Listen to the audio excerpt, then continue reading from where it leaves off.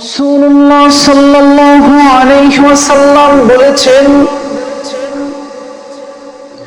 সহিহ ইবনে হিব্বানের 4163 নম্বর হাদিসে রাসূল সাল্লাল্লাহু আলাইহি ওয়াসাল্লাম বর্ণনা করেছেন, যদি কোনো একজন নারী পৃথিবীর বুকে 4টি বিষয়ে নিশ্চয়তা দিতে পারে, আল্লাহ তাআলা রাসূল সাল্লাল্লাহু আলাইহি ওয়াসাল্লাম বলেছেন, সেই নারীর উদ্দেশ্যে কাল কিয়ামতের ময়দানে বিচার দিবসে তাকে উদ্দেশ্য করে বলা হবে, জান্নাতের যতগুলো দরজা রয়েছে ততগুলো দরজার মধ্য থেকে তোমার যেই দরজাটি দিয়ে প্রবেশ করতে ইচ্ছে করে তুমি সেই দরজাটি দিয়ে প্রবেশ করে ফেলো।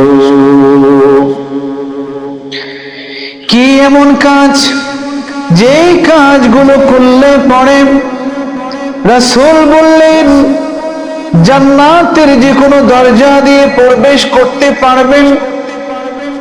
রাসূল সাল্লাল্লাহু আলাইহি ওয়াসাল্লাম নারীদের উদ্দেশ্যে বলেছেন, সেই কাজগুলো হলো, প্রথম নম্বরে 5 ওয়াক্ত সালাত আদায় করবে, মাহে রমজানের রোজাগুলো পালন করবে, মাহে রমজানের সিয়াম সাধনা করবে, 30টি রমজানের রোজা পালন করবে। আল্লাহ তাআলা তাকে যে নিয়ামত দিয়েছেন সেগুলোর মধ্য থেকে তার লজ্জা স্থানের হেফাজতের দায়িত্ব পালন করবেন, লজ্জা স্থানকে হেফাজত করবেন। 4 নম্বরে হলো স্বামীর প্রতি যে আনুগত্যের দায়িত্ব রয়েছে, স্বামীর প্রতি পরিপূর্ণ আনুগত্য করবে।